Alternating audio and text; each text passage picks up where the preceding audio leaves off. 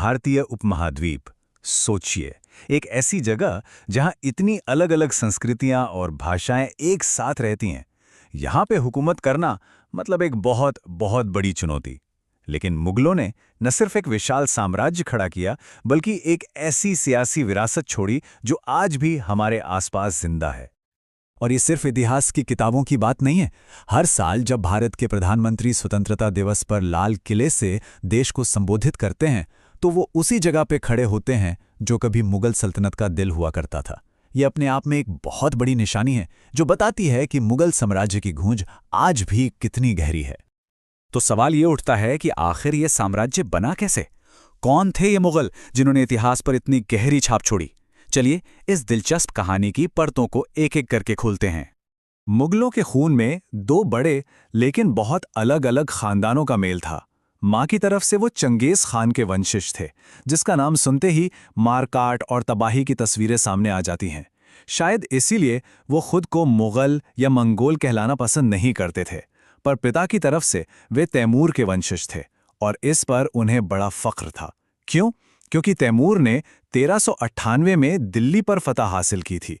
ये एक ऐसी विरासत थी जिसे उन्होंने बड़े गर्व से अपनाया। इस महान साम्राज्य की कहानी किसी आलीशान महल से नहीं, बल्कि जंग के मैदानों और अनगिनत मुश्किलों से शुरू हुई थी। ये वजूद बचाने के लिए एक लंबी और बहुत कठिन लड़ाई थी। कहानी शुरू होती है बाबर से। सिर्फ 12 साल की उम्र में उसे गद्दी संभालनी पड़ी। सालों तक भटकने के बाद आखिरकार 1526 में उसने पानीपत की लड़ाई में दिल्ली के सुल्तान को हरा दिया। पर यह जीत भी पक्की नहीं थी। उसके बेटे हुमायूं को जल्द ही सब कुछ गंवाकर ईरान भागना पड़ा। हालांकि हुमायूं ने दिल्ली वापस तो जीत ली, लेकिन बस 1 साल बाद ही एक हादसे में उसकी मौत हो गई। साम्राज्य एक बार फिर डावाडोल हो गया था। और इसी उथल-पुथल के बीच सिर्फ 13 साल की उम्र में अकबर ने गद्दी संभाली। यही वो बादशाह था जो मुगल साम्राज्य का असली आर्किटेक्ट बना।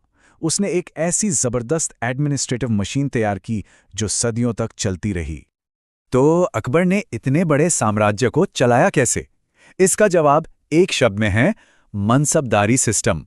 ये एक तरह का रैंकिंग सिस्टम था, जहां हर अफसर को एक मनसब यानी एक रैंक दी जाती थी। यही रैंक तय करती थी कि उसकी सैलरी क्या होगी और उसे अपने पास कितने सैनिक और घोड़े रखने होंगे। असल में यही सिस्टम मुगल साम्राज्य की रीढ़ की हड्डी था। अच्छा, तो इन अफसरों को सैलरी मिलती कैसे थी? ज्यादातर कैश में नहीं, बल्कि उन्हें जागीरें दी जाती थीं। मतलब जमीन का एक टुकड़ा जहां से वो टैक्स वसूल सकते थे। इसी टैक्स से उनकी अपनी तनख्वाह और उनकी सेना का खर्च निकलता था। ये एक बहुत ही स्मार्ट सिस्टम था जिसने साम्राज्य को आर्थिक तौर पर चलाए रखा। लेकिन अकबर का शायद सबसे बड़ा योगदान हथियारों से नहीं, बल्कि एक सोच से आया। उसने सुलह एक कुल का सिद्धांत दिया, जिसका मतलब था सबके लिए अमन। यह सिर्फ धार्मिक सहनशीलता की बात नहीं थी, बल्कि एक ऐसी राज व्यवस्था थी जो इंसाफ और शांति पर टिकी थी और जो किसी भी धर्म या जाति से ऊपर थी।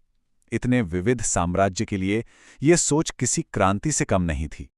अकबर के बाद मुगल साम्राज्य अपने कल्चरल पीक पर पहुंचा। आर्ट और आर्किटेक्चर का एक सुनहरा दौर शुरू हुआ, लेकिन इसी चमक के पीछे तख्त के लिए एक अंधेरा और खूनी खेल भी चल रहा था। अकबर के बाद आए जहांगीर, फिर शाहजहां और फिर औरंगजेब। यही वो दौर था जब ताजमहल जैसी शानदार इमारतें बनी, लेकिन साथ ही साथ बादशाहत का खेल और भी ज्यादा बेरहम होता चला गया। अब इस खूनी खेल की एक बहुत बड़ी वजह थी। मुगल ये नहीं मानते थे कि राजा का सबसे बड़ा बेटा ही अगला राजा बनेगा। नहीं, उनका मानना था कि तख्त पर सभी बेटों का बराबर का हक है। नतीजा, जैसे ही किसी बादशाह की मौत होती, उसके बेटों के बीच गद्दी के लिए एक भयानक जंग छिड़ जाती थी। इसका सबसे क्रूर उदाहरण शाहजहां के दौर में दिखा। उसके बेटों में हुई जंग में औरंगजेब की जीत हुई। उसने अपने सभी भाइयों को मरवा दिया और अपने ही पिता शाहजहां को जिंदगी भर के लिए आगरा के किले में कैद कर दिया। उसी किले में जहां से शाहजहां बस अपनी बेगम के लिए बनवाए गए ताजमहल को देख सकता था। औरंगजेब के राज में मुगल साम्राज्य अपने सबसे बड़े आकार तक पहुंचा।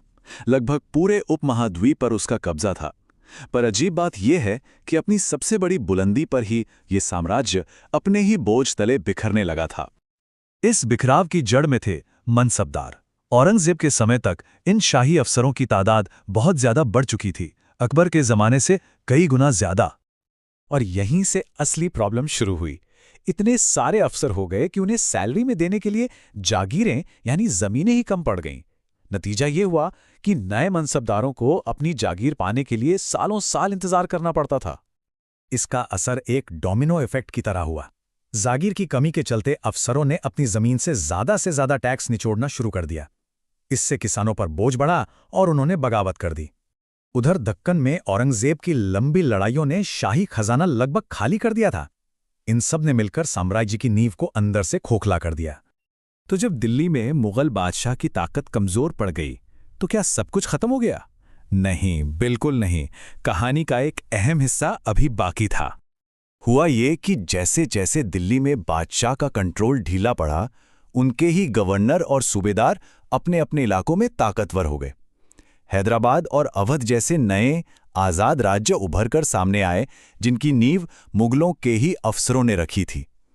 कहने को तो वे अब भी मुगल बादशाह को ही अपना राजा मानते थे, पर असल में वे अपने इलाकों के खुद मुख्तार शासक बन चुके थे। और यही मुगलों की सबसे बड़ी विरासत है। साम्राज्य भले ही खत्म हो गया, लेकिन उनका बनाया हुआ एडमिनिस्ट्रेटिव ढांचा इतना असरदार था कि वो उनके बाद भी जिंदा रहा। जो भी ताकतें उनके बाद आईं, उन्होंने उसी ढांचे को अपनाया। ये एक ऐसी विरासत थी जो बड़ी बड़ी इमारतों से भी ज्यादा मजबूत साबित हुई। तो ये कहानी हमें एक बहुत गहरे सवाल पर लाके छोड़ देती है। अगर किसी साम्राज्य की असली पहचान उसकी फौज और उसके महल नहीं, बल्कि उसके विचार और उसके बनाए हुए सिस्टम है जो वक्त की मार झेल जाते हैं, तो फिर एक सच्ची विरासत का मतलब आखिर है क्या?